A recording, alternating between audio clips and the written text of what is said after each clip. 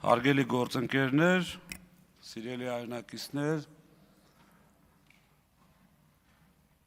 շատ լավ հնարավորություն է արդեն 1 տարի, 1 ամիս հեծի հետ կապված ձգվող այդ հակաօրինական, չգիտեմ, բարեկրթության սահմաններում օգտագործվող բոլոր տերմիններով, այսպես բոլոր տերմինները պարունակող գործողությունները այս ամբիոնից ներկայացնելու մի պարզ պատճառով, որովհետև չենք ունեցել այն հարթակը երբեք, ամենայն դեպս ես այս ամեն ինչը ներկայացնելու համար։ Նախապատմությունը հետևյալն է, 2015 թվականին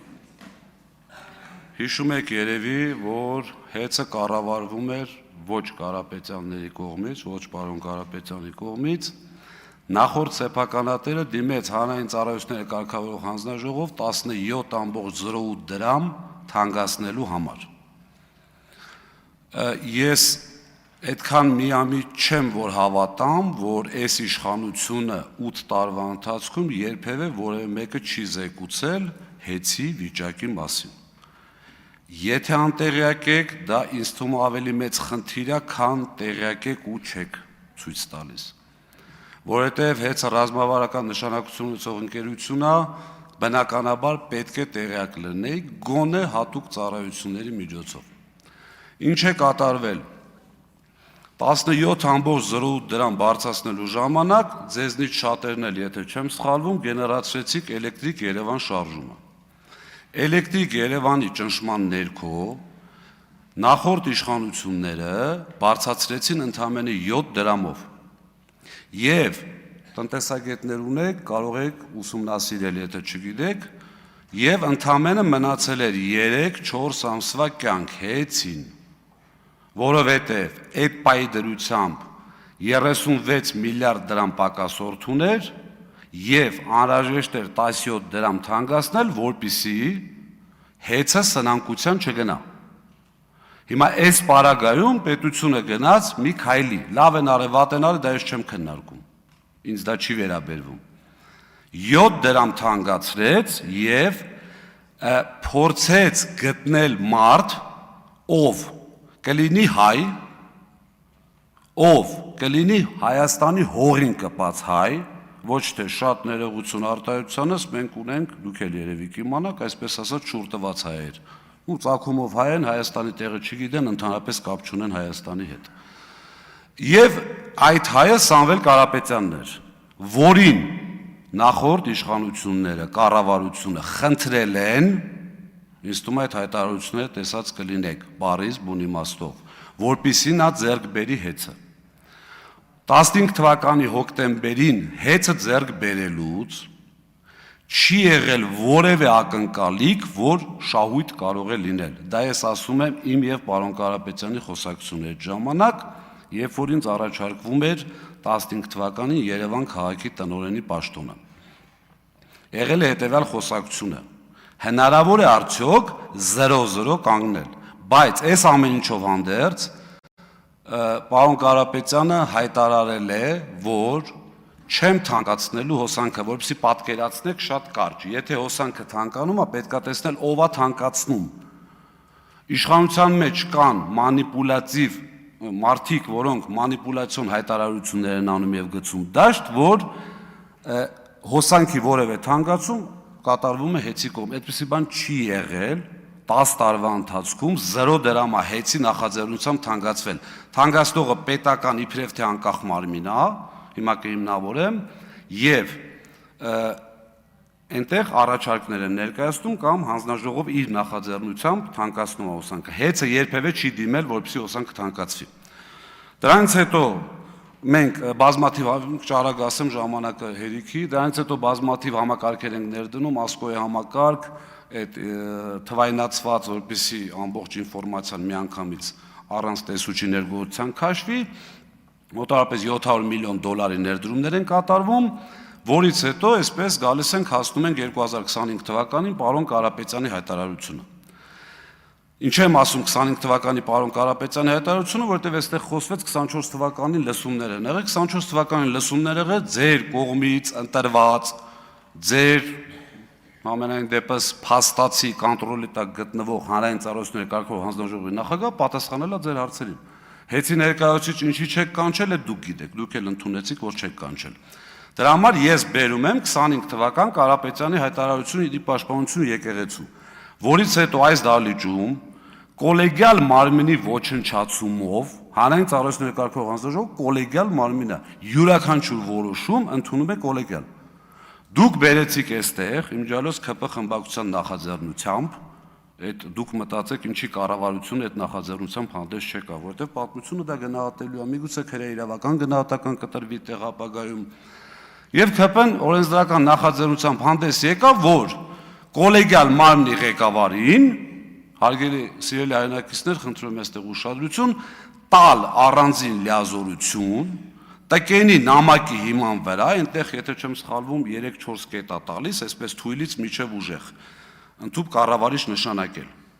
Մի անձին է նշանակել կառավարիչ, եւ բնականաբար այդպես է պետք է լիներ, տկենը նամակը գրեց 9 կետով, հետո հանրային ծառայությունների կարգավորող հանձնաժողով լիցենզիայի զրկման ժամանակ այդ 9 կետից չեմ հիշում, եթե եկած լինի 1-2 կետ եկած լինի, բալանցածը դուրս եկավ եւ ընտրվեց այսպես ասած, ես ռուսերեն ասեմ, ինչ ուզում եք ում հետ ուզում եք կապեք, դա ձեր խնդիրն է, սա կոչվում է ռեյդերսկի զախվատ, որովհետեւ վերցրեցին մարդու սեփականության վրա բերեցին, օրենքը փոխեցին, մեծամասնություն իրենց տակ կառավարիչը նշանակեցին, բերեցին իշխող կուսակցության վարչության անդամ նշանակեցին այդտեղ կառավարիչ ու ասեցին, որ դու պետք է ենթարկվես ԿՊ հասարակ անդամի, որը այդ անդամակցությունը դադարեցրել է, որ դառնա հանձնաժողովի նախագահ, որը հնարավոր չէ, դուք էլ լավ գիտեք։ Եվ այդտեղ այնուհետև եկավ նոյեմբեր ամիսը, լիցենզիայի զրկումը, այնտեղ օրեր ա տևել, շատ կարճ էին ուզում ավարտեն, հետո էլ հայտարարում են երկար քննարկեցինք, եթե ուշադիր եղած ելնեք կամ ձեզ հետաքրքիր եղած ելնի, ամենայն դեպս մեր հայրենակիցներից շատերից ես ստացել եմ այդ ինֆորմացիան, որ բավականին ուշադիր նայել են եւ այդ հայտարարությունը պատկերացնում էին։ Որոշումը պատրաստ դրած, ես այնտեղ հայտարարել եմ, գոնե գնայիք խորհրդակցեիք։ Նիստը վերջացավ թե չէ, միանգամից քվեարկեցին։ Որևէ այսպես նորմալ բան չասվեց, որից հետո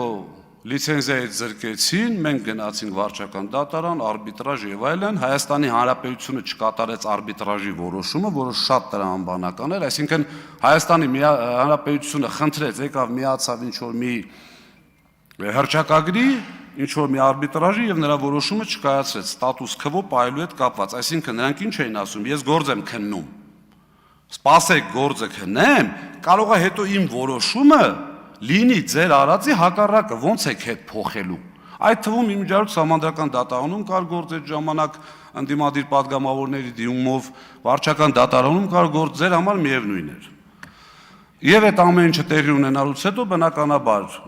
կառավարիչը նշանակվում է, գալիս է առաջի օրը շենք չմտած, ինձ ազատում է աշխատանքից, երևի հասկանալով, որ լավ օրեր չի սպասվում աշխատանքային առումով եմ ասում այդտեղ,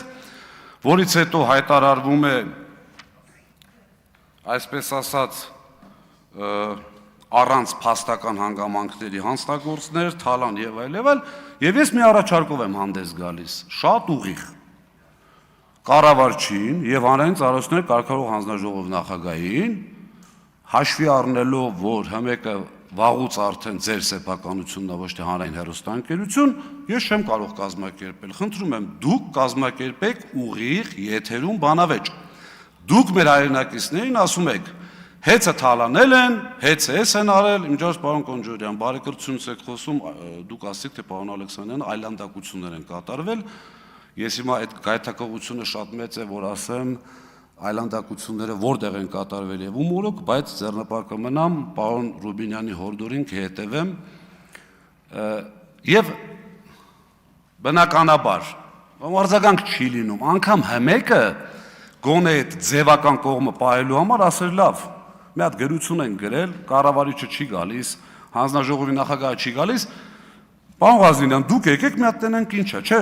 տենց փագա եւ վերջ, որից հետո հայտարարվում են բազմաթիվ քրեական գործեր, մենք տեսել ենք, չէ, այստեղ էս շակերտների մեջ տերորիզմի հետ կապված գործերը, Բագրատ Սրբազանի հետ կապված, մի քանի ամսում արագ գնացին դատարան, բայց ինչ որ հավելագրումների հետ կապված թեմաներ էս մի տարիա քննվում, հələ չգիտենք ինչ։ Այսինքն շատ պարզ էր, որ այստեղ ընդհանրապես պետք էր փորձել կամ ձեր կարծիքով հաջողել, որը իմ կարծիքով չի ստացվել նաև մեր հասարակության, եւ դրանից հետո արդեն կատարվում է այն ինչի դեմ դուք պայքարել եք։ Առաջին հերթին դուք, ինչպես նաև մեր ժողովրդի մի ստվար զանգված։ Սկսեցին ազատվել աշխատակիցները ըստ ցուցակների, բառից բուն իմաստով, ով կապ ունի Կարապետյանների հետ, ում ընդհանրապես Ղազինյանը ճանաչելով, չճանաչելով բերել գործի, պատասխանը շատ պարզ էր, մեր հետ էս թե չէ, ուղիղ, այնքան ուղիղ, իմիջիայլոց ձեզ ասեմ, որ ունեմ ինֆորմացիա եւ այդտեղից դուրս եկող մարդիկ են ասել, բնականաբար ոչ մեկ այսօր չի գալու ստեղից ասի, հայտնվի այնտեղ, որտեղից ես եմ դուրս եկել շատ արագ, որ կառավարչի սեղանի վրա դրված են եղել մարդկանց, այսպես ասած, պատմությունները, ոնց է կոչվում այդ, անձնական գործերը, ԱԱՑ-ի այդ բանով, թղթի վրա։ Հիմա բնականաբար այդ ամբողջ ինֆորմացիան ունենալով հանդերձ ու եղել են մարդիկ մեր ուրախություն մեզ, որ դավաճանությունները այդ առումով շատ քիչ են, այո, եղել են մարդիկ, որոնք համաձայնվել են այդ պայմաններին, մնացել են ճիշտ է, դետակից SMS են գրում, դեկաներեք եւ այլ, բայց Աստված իրանց հետ ամեն մեկ իր հացի հարցն է լուծում։ Ուրեմն դրանից հետո բազմաթիվ առաջարկներ, եղբայր, եկեք, ընդունում հանձնում անենք։ Դուք 6800 աշխատակից ունեցող, մինչև $1 միլիարդ ընկերություն, արժեք ունեցող ընկերություն եք խլում։ Իմիջիայլոց ձեզ ասեմ, այդ խլելն էլ պետությունը չէ, իշխանությունը ձերն է, դրա համար եք խլում։ Այլ պարագայում դուք մեզնից ոչ մի բան չեք կարող խլեք։ Քննչականն է ձերը, ազգային ժողովն է ձերը, ԱԱՑ-ն է ձերը, միայն հանգարց որից մեկը չմտածի, որ Սամվել Կարապետյանից կամ մեզնից մեկը կարա այս գրիչը խլի։ Խլել եք, որովհետև ուժայիններն են ձերը, ու մենք չենք լռել, ուղղակի էտա։ Հիմա եթե գնում որոշ ազգային ժողովը որոշում է, որ միանձնյա ինչ-որ մեկ ինչ-որ բան պետք է անի, կներեք դրա դեմ, չգիտեմ, արդեն հակասահմանադրական ճանապարհներն են գալիս, որին ես դեմ եմ։ Ուրեմն ու սկսվում է այդտեղ հանձնաժողովի ոչնչացման գործընթացը։ Իմիջիայլոց ձեզ ասեմ, հանրային ծառայությունների կարգավորող հանձնաժողովը ունի բազմաթիվ գործառույթներ կարգավորվող ընկերությունների նկատմամբ։ Դրանք են մոնիտորինգներ, վարույթներ, ընդհանուր միջև լիցենզիա զրկում, բայց կոլեգիալ, այսինքն կոլեգիալ պետք է զրկեն, ձեզ ասեմ, որ ձեր կողմից կառավարվող փաստացի հանձնաժողովի ու համարյա բոլոր անդամները բացի ընդդիմադիր անդամից աշխատում են շատ վաղուց։ Ձեր կողմից նշանակված նախագահը, ինչ եմ ասում նշանակված ոչ թե ընտրված, որտեղ նա նշանակված է։ Ձեր կողմից նշանակված նախագահը 20 թվականին, եթե չեմ սխալվում, պատերազմի ընթացքում էլի եղել հանրային ծառայությունների կարգավորող հանձնաժողովի անդամ։ Մենք էլի շփվել ենք իրար հետ։ Երբևէ որևէ անդամ չի այսպիսի մտահոգություններ արտահայտել։ Երբևէ, ասեմ ձեզ ավելին, ապրիլ ամսին իր աշխատասենյակում Մեսրոպին ուղիղ հարց եմ տվել։ Իհարկե աշխատանքային անձնական խոսակցությունը երբեք չեմ բացի, այդտեղ ավելի վատ բաներ կա, բայց չեմ անի երբեք։ Դա իմ համար կարմիր գիծ է։ Ասում եմ Մեսրոպյան, հեծը ինչ վիճակում է գտնվում։ Ուղիղ տղամարդու պես աչքերին նայելով, կրիտիկական է վիճակը։ Չէ, պարոն Ղազինյան, ինչ եք ասում, ինչ կրիտիկական։ Ասում եմ, բա ինչ ես ուզում։ Ասում եմ, խնդրում եմ իրար հետ աշխատենք։ Պարոն Կարապետյանին էլ եմ ասել։ Ասում եմ, ի՞նչ է պատասխանը պարոն Կարապետյան, ասում ասել է սիրով։ Ասում եմ, ես էլ եմ ասում, 20 թվին չենք աշխատել, այդ եկար դարար նախագահ բան փոխվեց, սենց կիս կատակ։ Ու մի հետաքրքիր բան էլ ասեմ, սա ինքնագովեշ չընդունեք, ես երկար տարիներ ղեկավարել եմ իրացման ոլորտը, իրացման տնօրինությունը, որը այս ձեր ասած կիլովատի արքու վաճառք, հավելագրում եւ այլ, սենց մի քիչ տենց քմծիծաղով երևի թե հաճելի կլներ լսել իմ համար, ընդունում եմ դա, ասի Մեսրոպյան իրացման հետ կապված ինչ ասեր, ասեց իդեալականին մոտ։ Սա ասել է ձեր հանձնաժողովի նախագահ ուղիղ դեմքին ասում եմ, եթե փորձի ժխտի, այլ մանրամասնություններ կարող եմ ասել, որը չի կարող ժխտել։ Այսինքն իմ ասած իմաստը որն է, որ Կարապետյանը եկեղեցուն պաշտպանելուց հետո է սկսեց գործընթացը։ Միանշանակ դուք էլ լավ գիտեք, ունեք փող վարչապետ, որը եղել է Արջին բանկի, եթե չեմ սխալվում, կառավարիչ։ Այն ժամանակ հետ ունեցել է Արջին բանկում վարկ։ Ունեք ԱԱԾ, որը որ օնլայն ռեժիմով ձեզ զեկուցում է ամեն ինչ։ Դոստուկները տված է բոլորին, որը որ չէր կարելի։ ԱԱԾ-ն եթե չի զեկուցել, որ հետ ինչ վիճակում է եղել, կամ եկեք մի այսպիսի հանգամանք, էլի, դուք կառավարող ուժ եք, դուք իշխանություն եք, եթե ձեր իշխանության գալուց հետո 7 տարի հեծը կարողացել է մասսայական հավելագրումներ անի, հեծը կարողացել է կիլովատի արքու վաճառք անի եւ ձեր ասած թալանն անի, ու շատ ներողություն, խիստ անհրաժեշտություն է դառնում իշխանության փոփոխությունը։ Իմիջիայլոց այստեղ տարածքներից մարդիկ կան, որոնք համոզված են բազմաթիվ անգամ շփվել են հեծի հետ եւ տեսել են մեր աշխատանքի որակը։ Եվ մի շատ կարևոր հանգամանք, չեմ ուզում այստեղ շատ երկարացնեմ, բայց բազմաթիվ անգամ մամուլով էլ եւ շատ տեղերով էլ քննարկվել է այն թեման, թե ես ինչ մեթոդներով եմ աշխատում ուղիղ հավելագրման դեմ։ Սա շատ չբարձրաձայնեմ, կուսումնասիրեք, համոզված եմ նաև շատերը գիտեք։ Հիմա դրանից հետո գալիս արդեն այդ հանձնաժողովի միջազգային ձեզ ասեմ, որ տեխնիկական աուդիտի հնարավորություն ունի, ինքը ընտրում աուդիտորին եւ բերում տեխնիկական աուդիտ են անում։ Պետական հանրային ծառայության կարգավորող հանձնաժողովը մինչև 23 թվականը ներառյալ արել է տեխնիկական աուդիտ։ Գումարած դրան հեծը ֆինանսական աուդիտ է արել, ամեն տարի KPMG-ն է արել այդ ֆինանսական աուդիտ։ Այսինքն ձեր տրամաբանությամբ դուրս է գալիս, որ KPMG կլինի, հանձնաժողով կլինի, մյուս ով ուզում ա լինի, չէ, իրանք բոլորը սխալ են, դուք ճիշտ, որի վրա ես խիստ կասկածում եմ։ Ուրեմն ասում ենք լավ, Սամվել Կարապետյանը այդ ժամանակ փաստաբանների միջոցով, պարոն Վարդևանյանի միջոցով ինձ փոխանցեց, ասեց Դավիթ, մի անգամ ասել եմ, կարող եմ մոռացել են, ասա որ 10 տարի չեմ թանկացրել, 10 տարի չեմ թանկացնելու։ Հիմա եթե ինչ-որ մեկին կհետաքրի ոնց չի թանկացնելու, սեփական փողի հաշվին։ Ասենք ստեղ չեմ ուզում կոպիտ բառ օգտագործեմ, կարծում եմ դուք էլ տենց չեք մտածի, հիմարություն կլինի մտածելը, որ մի քանի միլիարդ դոլար ունեցող մարդուն ասեն, բա ոնց չես թանկացնելու, շատ բարձ։ Կարիք եղավ, ինչը որ եղել է 10 տարվա ընթացքում, իր գրպանից փողը գտնի չի թանկացնի։ Այդ հայտարարությունից հետո, որ մենք ասում ենք սիրելի հայրենակիցներ, Սամվել Կարապետյանը հայտարարում է 15-ից 25 չեմ թանկացրել, չնայած առիթներ եղել են, պրիտոմ են 10 դրամը չենք մոռանում ռուսների, ռուսական ընկերության, որը 17 դի թանկացներ 7 թանկացավ։ Եվս 10 տարի չեմ թանկացնում։ Հանձնաժողովի նախագահին ուղիղ հարց ենք տալ, ասում ենք եղբայր, 2 տարվա գարանտիա տուր, 2 տարի ընդամենը, ասա 2 տարի չեմ թանկացնելու, չի կարողանում ասել։ Եվ որից հետո արդեն բնականաբար սկսում է այդ գործընթացը, գնում ենք դատարան։ Գնում ենք դատարան, դատարանում այսպես գիշերային նիստերով, բաներով միջև վերջին նիստը, եթե չեմ սխալվում, միջև գիշերը 5-ը տևեց, առավոտյան 5 ավելի շուտ։ Գիտեք հանձնաժողովի ինչա բերել այնտեղ, որպես ապացույց։